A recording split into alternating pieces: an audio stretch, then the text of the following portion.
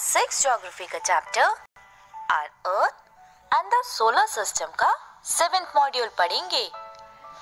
Friends, आपको याद होगा पिछले मॉड्यूल में हमने पढ़ा था सैटेलाइट्स के बारे में and also about the moon. और फ्रेंड्स, आज इस मॉड्यूल में हम पढ़ेंगे कुछ और हेवनली बॉडीज के बारे में, जैसे asteroids, meteors and comets. I know आप बहुत एक्साइटेड हो इन सभी हेवनली बॉडीज के बारे में जानने के लिए। तो चलो फ्रेंड्स, चलते हैं सबसे पहले एस्टेरॉइड्स की तरफ। फ्रेंड्स, एस्टेरॉइड्स छोटे छोटे हेवनली बॉडीज होती हैं जो सन के अराउंड रिवॉल्व करती हैं। तो फ्रेंड्स, एस्टेरॉइड्स क्या होती हैं?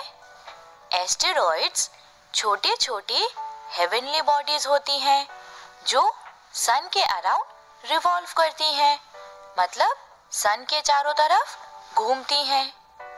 बेसिकली एस्टेरॉइड्स रॉक्स के बड़े बड़े टुकड़े होते हैं जो स्पेस में फ्लोट करते हैं।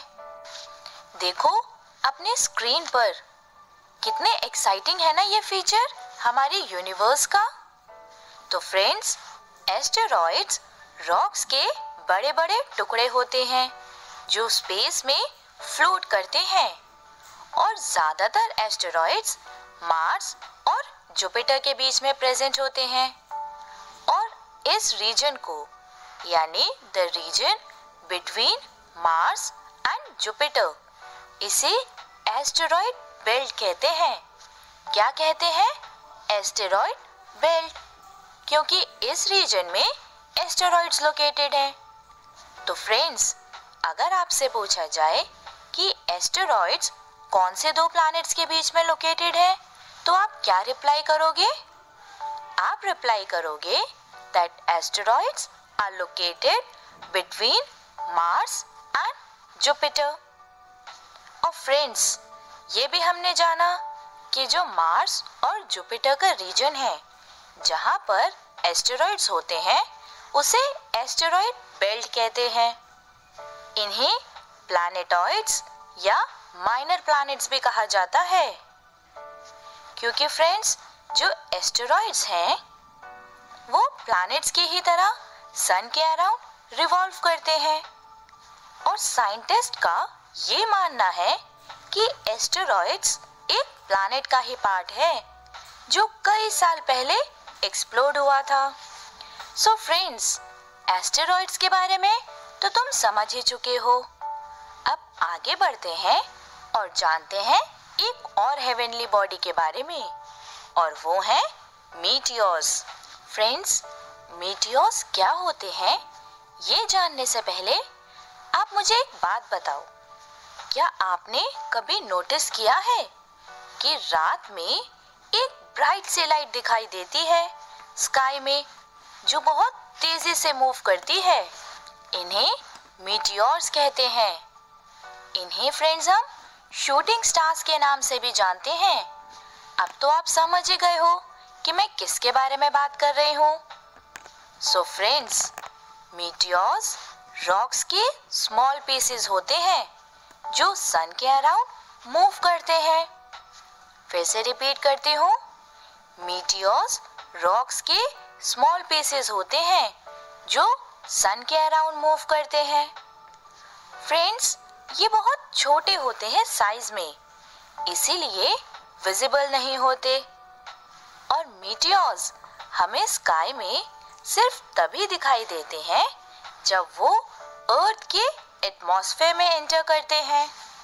एटमॉस्फेयर यानी एक लेयर ऑफ एयर जो अर्थ के सरफेस के चारों तरफ होती है। तो फ्रेंड्स, मीटियोर्स हमें सिर्फ तभी दिखाई देते हैं जब वो अर्थ के एटमॉस्फेयर में एंटर करते हैं। ज्यादातर मीटियोर्स बर्न होकर गैसेस बन जाते हैं, लेकिन कुछ बड़े मीटियोर्स पूरी तरह से बर्न नहीं होते। वो अर्थ के सरफेस पर पहुंच जाते हैं और मीटियोराइट्स कहलाते हैं। क्या कहलाते हैं? मीटियोराइट्स, जब वो अर्थ के सरफेस पर पहुंच जाते हैं।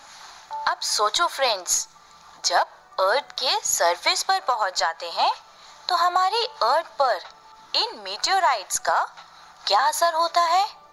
सोचो। चलो मैं बताती हूँ।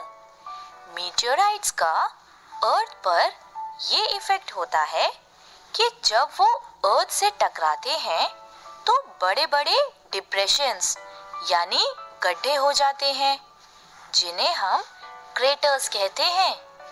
क्या कहते हैं हम इन लार्ज डिप्रेशंस को? क्रेटर्स। और फ्रेंड्स, ऐसे कई क्रेटर्स आपको पूरे वर्ल्ड में देखने को मिलेंगे। और ये जो क्रेटर आप स्क्रीन पर देख रहे हो, ये एरिज़ोना यूएसए में है और वर्ल्ड का लार्जेस्ट नोन क्रेटर है। तो फ्रेंड्स, हमने जाना मीटियोर्स के बारे में। अब आगे बढ़ते हैं और एक और हेवनली बॉडी की तरफ चलते हैं। और वो हेवनली बॉडी कौन सी है? कॉमेट्स। फ्रेंड्स, कॉमेट्स वो हेवनली बॉडीज हैं जो स्नो और रॉकी डस्ट से बनी हैं। कॉमेट्स भी बाकी हेवनली बॉडीज की ही तरह सन के अराउंड मूव करती हैं अपने ऑर्बिट में। ऑर्बिट तो आप जानते ही हो, जो एक पाथ होता है, एक रास्ता होता है जहां पर हेवनली बॉडीज मूव करती हैं सन के अराउंड। सो फ्रेंड्स, एक बार रिकॉल तो बनता ही है।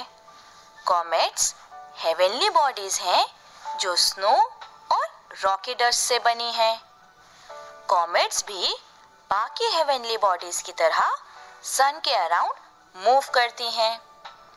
और जब कॉमेट्स सन के पास पहुंचती हैं तो एक लॉन्ग टेल फॉर्म करती हैं जो ग्लो करती है। और फ्रेंड्स, ये जो एक टेल फॉर्म हुई है, ये बहुत लंबी होती है, थाउजेंड्स ऑफ किलोमीटर्स लंबी। तो फ्रेंड्स, देखा आपने हमारे यूनिवर्स में कितने सारी ब्यूटीफुल और मैग्निफिसेंट हेवनली बॉडीज हैं।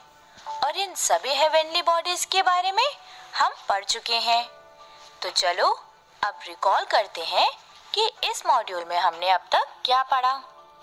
हमने 3 हेवनली बॉडीज के बारे में पढ़ा, एस्टेरॉइड्स, मीटियोर्स और कॉमेट्स। एस्टेरॉइड्स रॉक्स के बड़े बड़े पीसेस होते हैं जो स्पेस में फ्लोट करते हैं। एस्टेरॉइड्स मार्स और जुपिटर के बीच में लोकेटेड है।